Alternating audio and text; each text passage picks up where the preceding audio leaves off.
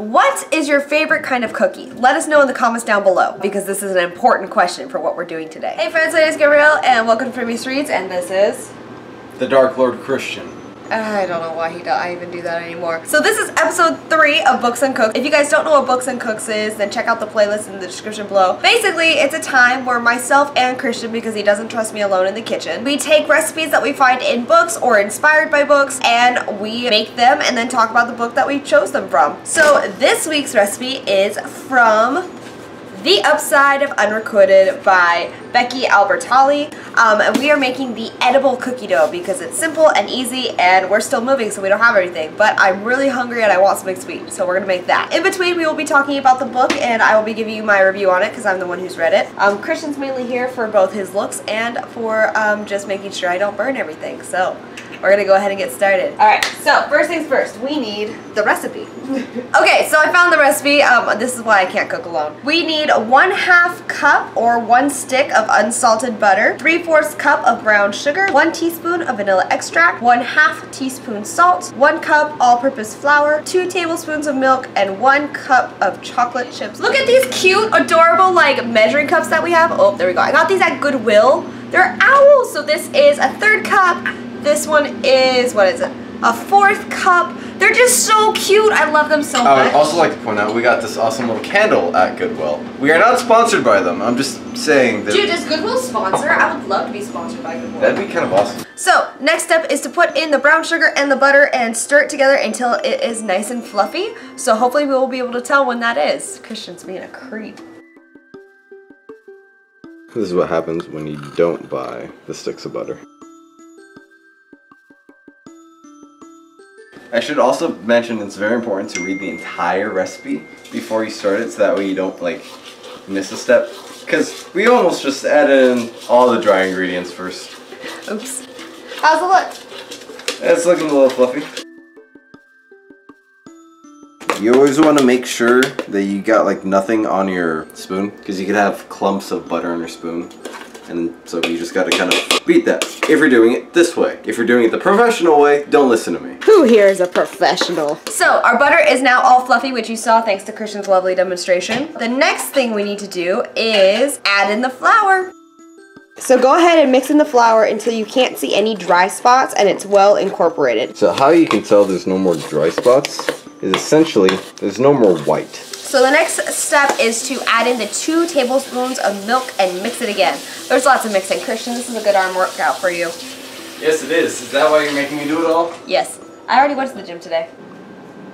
Okay, at this point the dough will get nice and creamy and it'll look more like the typical cookie dough that we're used to eating. Okay, so now that the dough has been completed, you can now add in your mix-ins. So we are doing chocolate chips and mini M&Ms, and you guys can add as much from a cup to a cup and a half of this stuff. Wanna know how many we're gonna put? How many? Hella many. You had to have known I was gonna do that. Yeah, I did.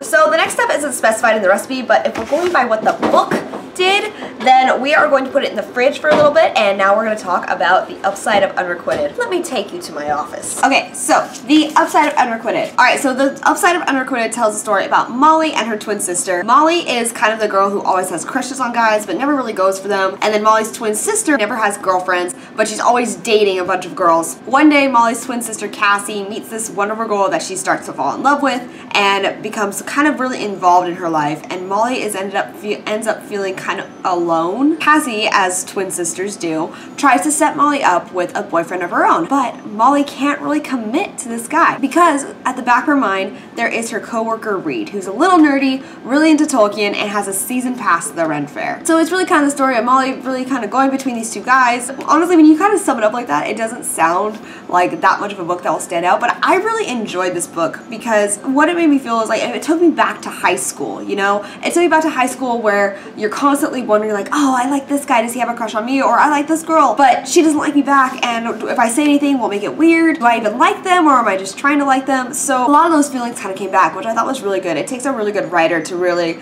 take you back and make you remember all these awkward things that you went through in high school, and all the like how hard it was to navigate first relationships and just friendships in general, and how to have your friends and spend time with them, but also spend time with significant others. A fun fact about this book is that it kind of pays a little bit of tribute to Simon versus the Homo sapien agenda, which I haven't actually read, but now I really want to because I really enjoy the characters as a whole. All the characters in this book are really great, really well rounded. I love that Becky Albertalli gave a voice to someone who is like plus size and didn't make their story completely about losing weight and then falling in love and becoming the perfect girl. And I feel like it's really important that that's a story that's told to teenage girls, because so many teenage girls struggle with just body image and weight and constant pressure to either lose weight or gain weight to have what's considered the perfect figure. This book, I feel like, tackles that issue really well, because Molly is someone who is comfortable in her body and doesn't have a desire to lose weight to look prettier, to get a boyfriend or a girlfriend or whatever. I feel like that's a really important message to send. I really enjoyed this book. I feel like the only negative thing about this book, and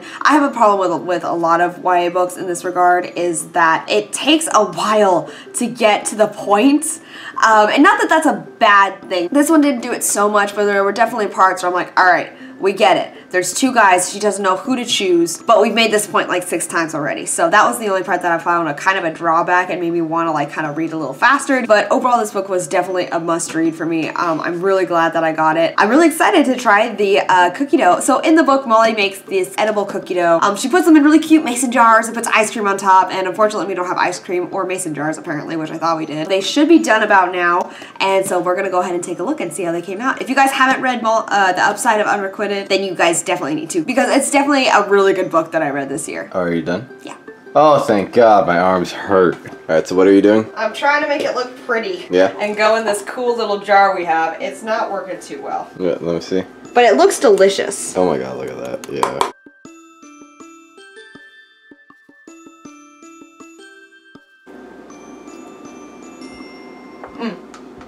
It's actually really good. Alright, so as you can see, we have our little jar full of delicious cookie dough. It's actually really good, and there's so much chocolate in this. Oh my God. So Please get in frame so people stop yelling at me that I'm cutting you out. Alright. Alright, there we go. Yeah, so let us know what you guys thought of this video in the comments down below, and also don't forget to let us know what your favorite type of cookie is, and we will see what cookie prevails in the cookie wars. But that's all we have for you guys today, so thank you so much for watching, and we'll talk to you guys later. Okay, bye. Quick disclaimer, I guess. Sure. Afterwards. 2 things. 1, don't put eggs in this and then eat it. You will get really sick. And 2, don't try to bake this as it is, because you're just going to get a blob of mess. Alright, disclaimer over. Bye.